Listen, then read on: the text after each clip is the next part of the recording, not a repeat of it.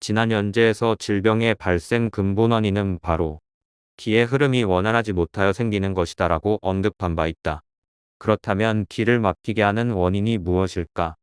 현재까지 필자의 연구와 실험, 경험 등을 종합해 볼 때 기가 막히는 이유는 수맥파와 전자파, 하트만파와 커리맥파, 음기 때문 등으로 요약해 볼 수 있다. 기를 막히게 하는 첫째 원인은 우리가 익히 들어 잘 알고 있는 수맥파다.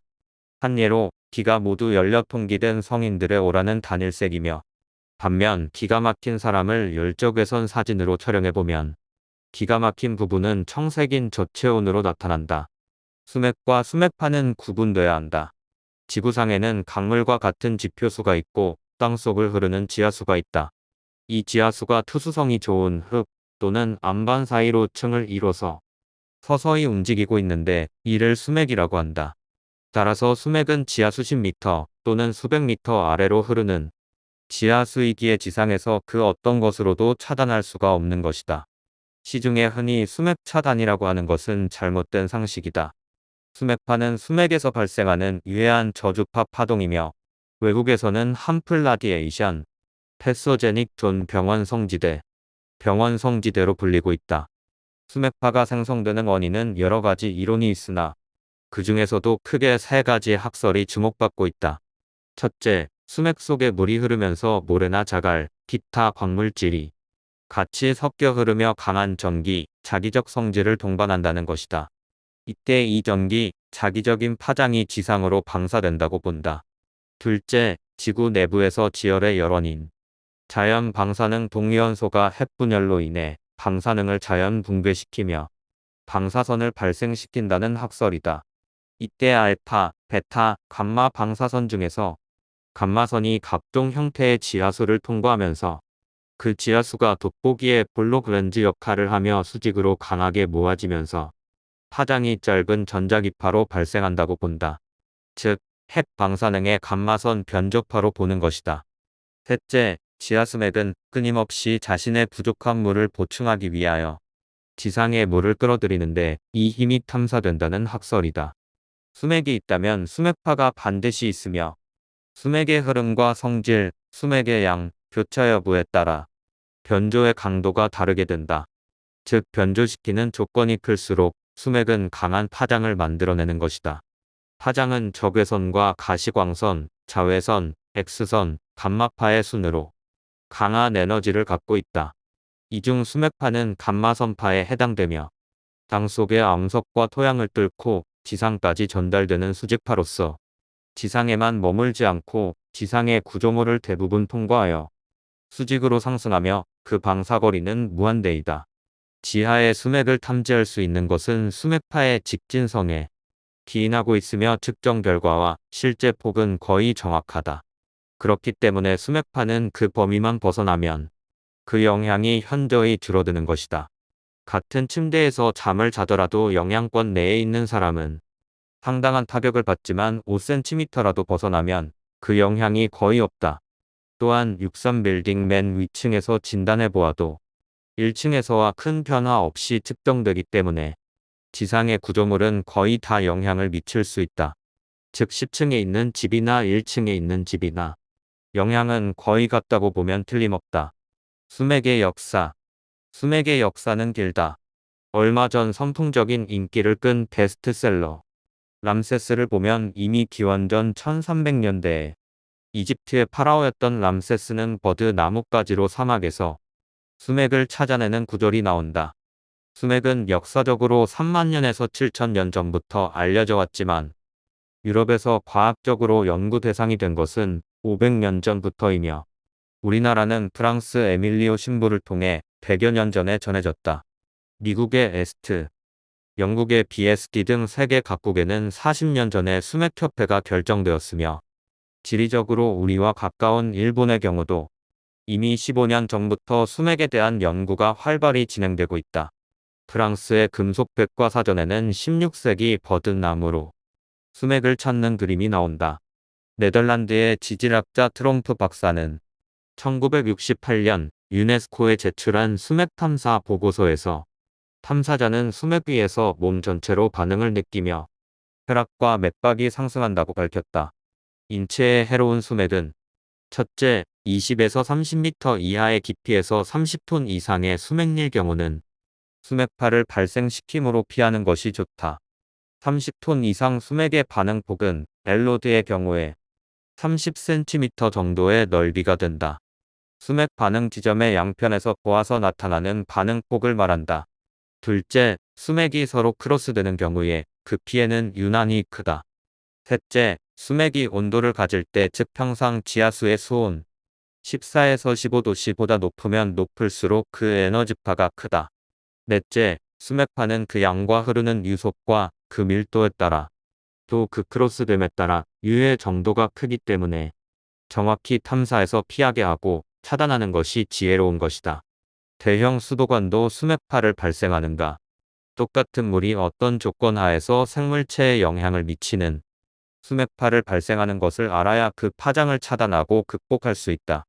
수맥파라는 것이 해롭다는 말이 너무 알려져서 방 안에 깔아둔 온돌 파이프나 수도 파이프가 지나가는 것도 모두 무서운 유해파를 발생해 사람의 수명을 단축하고 있는 것으로 생각하는 분들이 있다.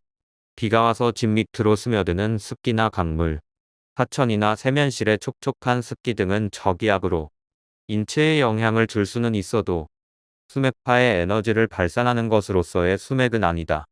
지표면에서 1에서 2m 밑에 묻힌 수도 파이프나 그 이상이 되는 대형 수도관이 지나간다 해도 그 위에 작물들이나 식물이나 집을 지었을 때 인간에게 크게 해를 미치지 않는다.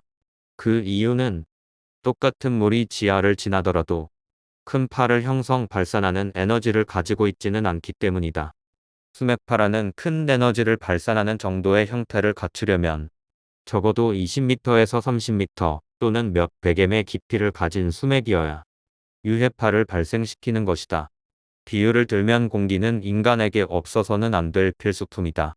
그런 공기가 어떤 형태의 공간에 어떻게 저장되어 밀도를 가지는가에 따라 그 에너지를 형성한다. 이런 원리를 이용한 것이 공기층이다. 좁은 공간에 공기에 압축을 가해 넣으면 압축의 정도에 따라 에너지가 비례한다. 지하수도 그 수맥이 지층이라는 차단 물체의 균열을 따라 흐르면서 어떤 에너지를 형성하게 되는데 이 에너지는 90도로 지표면에 방사된다.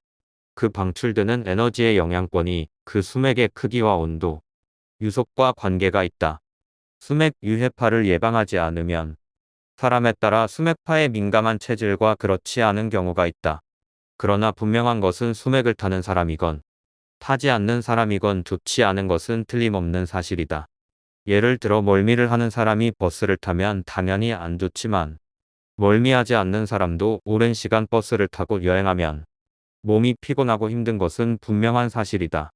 이와 마찬가지로 수맥에 민감하지 않은 사람도 오랜 시간 동안 수맥파에 노출되어 있으면 당연히 피곤하고 힘들어지는 것이다.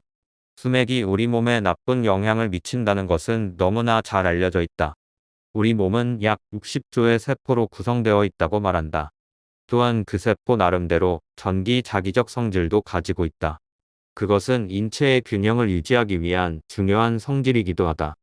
그런데 수맥의 비정상적인 파장이 인체의 전기적 자기적 균형을 교란하여 면역 기능을 떨어뜨리고 DNA 증식을 억제하여 정상적인 세포 분열이 되지 않게 하고 그로 인해 체력 저하가 오게 되는 것이며 우리 몸의 기를 빠져나가게 한다. 일반적으로 질환은 신진대사가 원활하지 못해서 발생하는 대사성 질환과 세균의 감염에 의해 발생하는 세균성 질환으로 나누어지는데 세균성 질환은 항생제를 투여하면 치료가 되지만 대사성 질환은 항생제 투여로 치료되지 않는다. 고혈압, 당뇨병, 뇌졸중, 만성피로 등 대사성 질환의 대부분이 수맥파 영향이라고 해도 과언이 아니다. 따라서 대사성 질환을 예방하기 위해서는 일상생활에서 수맥파를 피해야 한다. 특히 중요한 것이 잠자리이며 오랜 시간 근무하는 사무실의 책상, 공부하는 학생의 책상도 수맥파를 피하는 곳에 위치하는 것이 필요하다. 사람에게 미치는 영향. 수맥파로 인해 사람에게는 뇌졸중, 신경질환, 식욕부진, 생리불순, 조울증, 의욕상실, 불면증, 만성피로 등을 가져오게 된다. 특히 기형아, 뇌성마비, 정박아를 출산한 경험이 있는 산모는 약물이나 유전적인 원인이 아닐 때 수맥을 살펴보아야 한다. 사무실에 미치는 영향. 수맥이 지나가는 자리에 책상이 위치하게 되면 근무 의욕이 떨어지고 나른해져서 수시로 졸음이 온다. 그리고 머리가 막지 못하여 생각이 잘 나지 않고 건망증이 심해지는 등 업무 능력이 저하된다. 또한 공장이나 작업장 등의 기계는 잦은 고장을 일으키는 경우가 발생하며 건물의 벽이나 바닥이 갈라지는 등의 피해를 입게 된다. 점포에 미치는 영향. 점포 출입구에 수맥파가 흐른다면 사기가 흘러서 동물적 감각으로 손님이 들어가려다가 들어가지 않는 경우가 많이 발생하여 영업이 잘 되지 않는다. 학습에 미치는 영향. 수맥이 흐르는 곳에 책상이 위치한 경우 생각이 잘 나지 않고 졸음이 오며 기억력이 감퇴되고 집중력이 잘 오르지 않으며 책상에 장시가 앉아있기를 싫어한다. 정신 집중이 잘 되지 않기 때문에 주의가 산만해지고 잡생각이 잦아 학습을 방해하게 된다.